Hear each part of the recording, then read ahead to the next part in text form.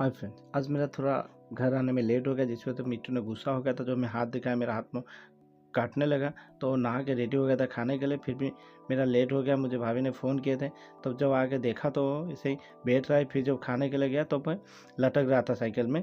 तो मैं उसे खाने के लिए तब दे रहा हूँ, तो उससे बीच में बता दे रहा हूँ। कुछ लोग मुझे मैसेज कर रहे थे कि बोले कि भाई कैसे करना है। तो भाई टेम्प्ट करने के लिए हमेशा उनके साथ रहना चाहिए, ठीक है। हमेशा उनके साथ फ्रेंड होना चाहिए। मिनिमम दिन में 2 घंटा 1 घंटा उनके साथ बिताना चाहिए, तब जाकर फ्रेंड हो गए। अभी उसे खाने के लिए दे दिया, तो खाने के लिए उसे मिक्सचर और भात बहुत पसंद है, तो वो दे दिया, वो खा रहा है। और कल के लिए मिट्टू के लिए और एक चीज़ बहुत पसंद का चीज़ बताऊंगा, वो खाने के लिए देना, वो जल्दी टेम्प्ट हो जाएंगे। Thank you.